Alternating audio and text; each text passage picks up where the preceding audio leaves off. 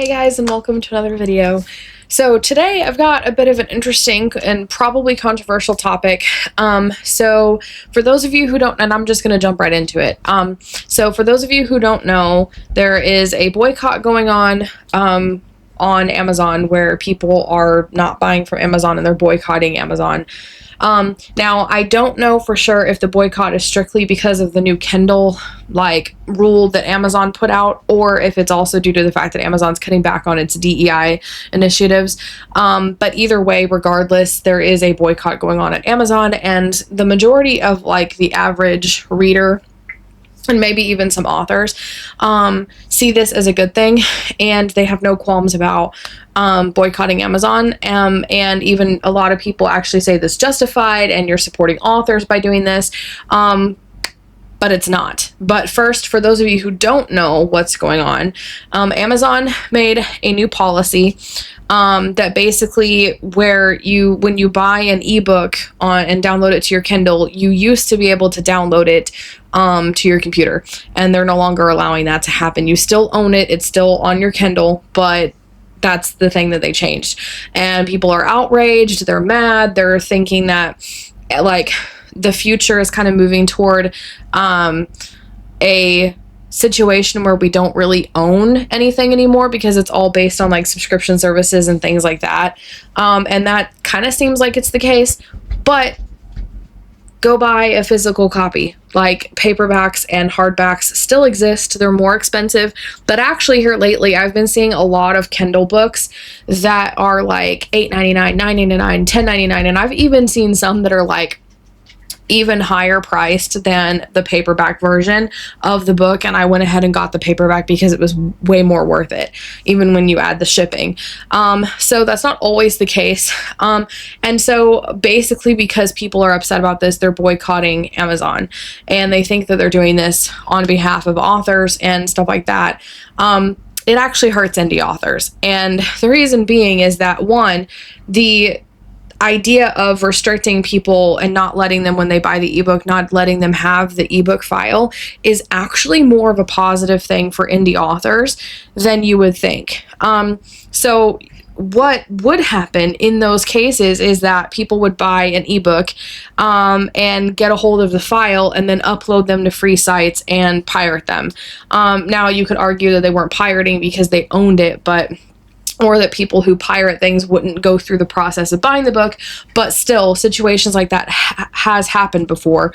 Or maybe they, sent it to a friend or something. There's basically no way to regulate what the person does with that file once they get a hold of it, and so you buy the book to own it on your Kindle device. That's usually how that works, and I'm actually a fan of that because, again, you can't control where your file is going and what people are doing with your book file. And so this is a way to cut down on a lot of extra piracy, and specifically for authors, indie authors who are in the KU. KU is Kindle Unlimited, for those of you guys who don't know, which I'm sure most of you probably do. It's you subscribe to Kindle Unlimited for a certain amount every month. I think it's $14 last I checked, and you can read any book that's on the KU during that month. You don't own them. It's kind of like a library, but it's with a subscription service.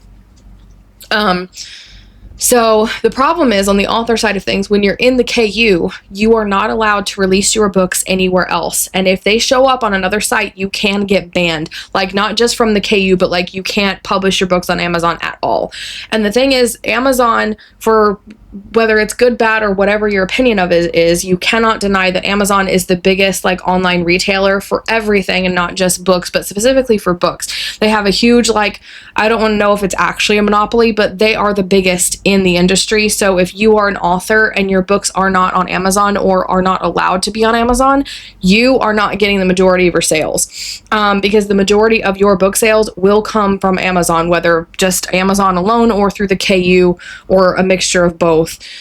It will come through Amazon. So if you, and the majority of your income comes from that, and then you get banned because your book was pirated and you had nothing to do with it, then you're the one in trouble. And yes, I've heard a lot of instances where authors were in the KU, they had nothing to do with it, but their book was pirated, showed up on these websites, and they got banned, and it hurt them. So this new law of restricting where you can download your book, your Kindle book that you bought and own, will actually help stop a lot of extra piracy. Now, whether you agree with that or disagree with that, you can basically, I understand that people are upset, but again, it's like, okay, buy the dang physical copy and then you can have it on your shelf and nobody can take it away from you. Problem solved. So I have a lot less sympathy for people who are mad about it. But here's the thing, whether you're mad about it or whatever, say you're upset about this and it genuinely bothers you. Okay, that's fine. It can upset you. But boycotting Amazon, one, is not actually going to hurt Amazon or the people who own it because it's so big, you are not going to make a dent. None of you are going to make a dent. And by doing this, by not buying from Amazon anymore, you are then hurting the sales of the indie authors who are selling on Amazon, some of which are in the KU and have to be exclusive and therefore cannot put their books on other stores like Barnes & Noble, Kobo, Apple Books, and the works. Mine are wide, so I can.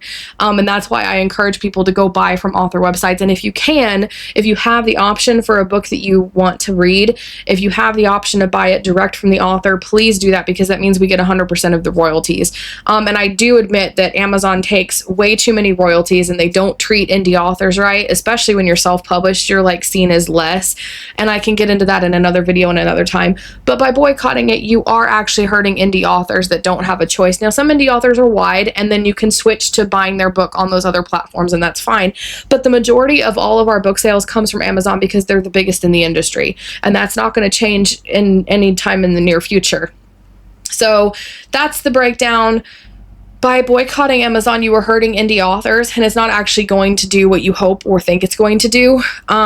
So don't boycott Amazon, at least not indie author books on Amazon. Like the big time people like Brandon Sanderson, Sarah J. Maas, Rebecca Yarros, all those places, that's fine. And actually I have caught, I can't remember who it was, but I think it was Rebecca Yarros' Fourth Wing series. If you look on the ebook, it's in the KU, and it's also, the ebook is actually available on Barnes & Noble and other sites. So they let the big time authors break the rules, but we indie authors can't get by with it, which really ticks me off. And Amazon is horrible to indie authors. Like, you, again, with the KU situation, you have to be exclusive. You get in trouble if it's outside of your control, and you get more royalties for being exclusive. So if you don't want to be exclusive, your royalty percentage on the ebook goes from 70% to 35%, I think.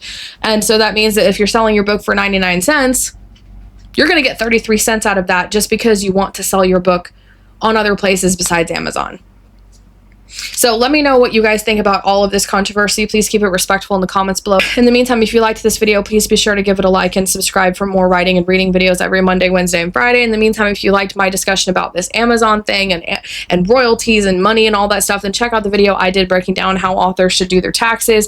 There's a lot of good information in there that's not being talked about or discussed, so check it out. You don't want to miss it.